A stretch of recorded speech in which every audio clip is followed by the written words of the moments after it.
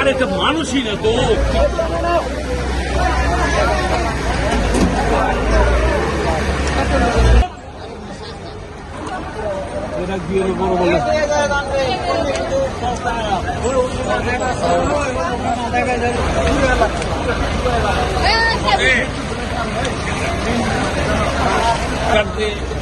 বৃষ্টির পানিতে ডুবছে। এটা আমি ভোর 6টায় দেখতে পেয়ে আমি সর্বপ্রথম আমাদের গাজীপুর 1 আসনের মাননীয় সংসদ সদস্য জননেতা জনাব মোহাম্মদ মেয়র মুজিবুর রহমান এমপি মহোদয়কে অবগতি করার পরে উনি দ্রুতই পৌরসভার সাথে যোগাযোগ করছে।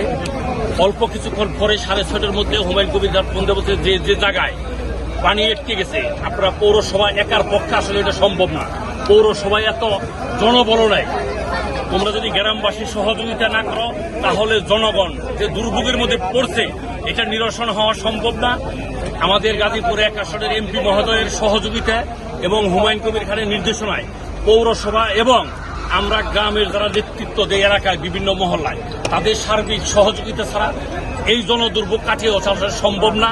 আমার মতো যারা যে মহল্লায় পানি আটকা পড়ছে, যেখানে জল বাধা পানি, সেই বাধাকে দূর করে পানি স্রোত প্রবাহিত জানি সঠিকভাবে হতে পারে তার ব্যবস্থা যার মহল্লা থেকে করতে হবে।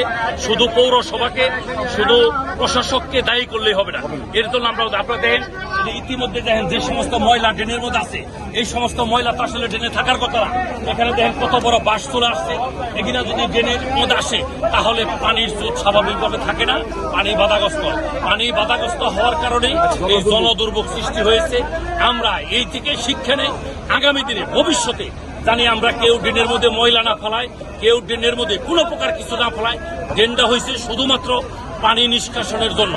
আমরা সকলে সচেতনতা অবলম্বন করব, আমরা পৌরসভাকে সহযোগিতা করব। পৌরসভা 7টায় থেকে কাজ শুরু করেছে, এখন থেকে দেখেন পৌরসভার অফিসাররা এখানে স্পটে আছে, লেবার আছে। আমরা নিজস্ব অর্থায়নে আমরা লেবার মোতায়েন করছি। এখানে হুমায়ুন কবির খান আমাদের MP mayor Mujibur Rahman MP মহোদয় সর্বেক্ষণে টেলিফোনের মাধ্যমে মনিটরিং রাখছে। আমরা সম্মিলিতভাবে এই জনদুর্ভোগকে পানিকে আমরা নিষ্কাশন করব। আমরা সকলের কাছে সহযোগিতা চাইছি। সকলকে ধন্যবাদ। আসসালামু আলাইকুম।